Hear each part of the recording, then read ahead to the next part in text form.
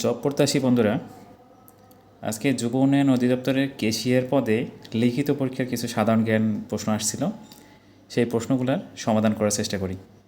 দেখি কোশ্চেন কী কী এসেছিল এবং তার সমাধান কী দাঁড়াচ্ছে।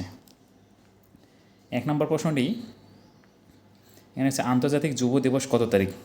এটি সঠিক উত্তর হচ্ছে 12ই আগস্ট। এরপর 2 নম্বর কোশ্চেন আছে বাংলাদেশ ও মিয়ানমার কোন নদী দ্বারা বিভক্ত? এটা হচ্ছে নাব নদী দ্বারা। 3 নম্বর কোশ্চেন হিসাবে আমরা দেখছি 36 জুলাই বলতে কোন তারিখকে বোঝানো হয়? 36 জুলাই এখানে হচ্ছে 5ই আগস্ট ছিল, সেই তারিখটাকে হচ্ছে 36 জুলাই হিসেবে বলা হয়। তারপর 4 নম্বর কোশ্চেন আছে সেন্ট মার্টিন দ্বীপের অপর নাম কি? সেন্ট মার্টিন দ্বীপের অপর নাম হচ্ছে নারকেল জিঞ্জিরা। তারপর পরের কোশ্চেন ছিল হচ্ছে এলডিসি এর পুনরূপ কি? এলডিসি এর পুনরূপ হচ্ছে লিস্ট ডেভেলপড কান্ট্রিজ, মানে স্বল্পোন্নত দেশ। আচ্ছা, এরপরের কোশ্চেন ছিল 2024 সালের অলিম্পিক গেমস কোথায় অনুষ্ঠিত হয়? এর সঠিক উত্তর হচ্ছে প্যারিস, ফ্রান্স। 7 নম্বর কোশ্চেন ছিল 60 গম্বুজ মসজিদ কোন জেলায় অবস্থিত? 60 গম্বুজ মসজিদ হচ্ছে বাগেরহাট জেলায় অবস্থিত। এরপর আছে পরের কোশ্চেন বাংলাদেশের জাতীয় পাখির নাম দোয়েল, এটি সকলেরই কমন প্রশ্ন। পরের প্রশ্নটি আছে লালবাগ কেল্লা নির্মাণ করেন কে? লালবাগ কেল্লা নির্মাণ করেন হচ্ছে শায়েস্তা খান। পরের কোশ্চেন 10 নম্বর একটা কোশ্চেন ছিল, এটা হচ্ছে হিসাব বিজ্ঞানের কোশ্চেন, এখানে আমি হচ্ছে এন্ট্রি করিনি। পরের কোশ্চেনটি ছিল বাংলা বান্দা স্থলবন্দর কোন জেলায়? এটি হচ্ছে পঞ্চগড় জেলায় অবস্থিত। পঞ্চগড় জেলার তেঁতুলিয়া উপজেলা।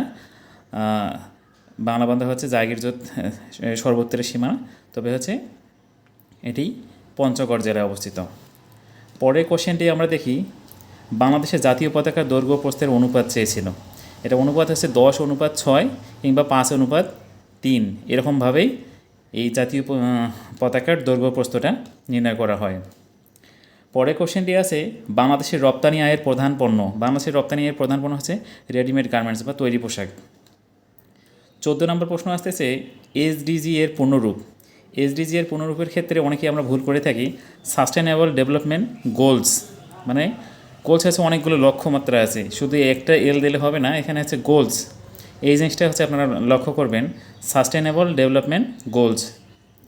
পরে কোশ্চেন আসতেছে করোনা-19 ভাইরাস প্রথম কোন শহরে শনাক্ত হয়? এটি হচ্ছে চীনের উহান শহরে, হুবেই প্রদেশের হচ্ছে উহান শহরে। আচ্ছা, 16 নম্বর কোশ্চেন আছে জার্মানির বর্তমান মুদ্রার নাম কি? জার্মানি তথা ইউরোপীয় ইউনিয়নের হচ্ছে মুদ্রা বর্তমান ইউরো।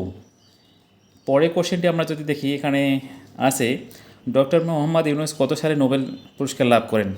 ইনি 2006 সালে হচ্ছে নোবেল পুরস্কার লাভ করেন। পরের কোশ্চেনটি বাংলাদেশের ম্যানগ্রোভ ফরেস্ট কোনটি? এটি সঠিক উত্তর হচ্ছে সুন্দরবন। তারপর হচ্ছে বাংলার সর্বপ্রাচীন জনপদ হচ্ছে পুণ্ড্র জনপদ। আর 20 নম্বর প্রশ্ন একটি ছিল, সেটি হচ্ছে হিসাব বিজ্ঞান সংক্রান্ত, তাই এখানে এটি এন্ট্রি করা হয়নি। Thank you.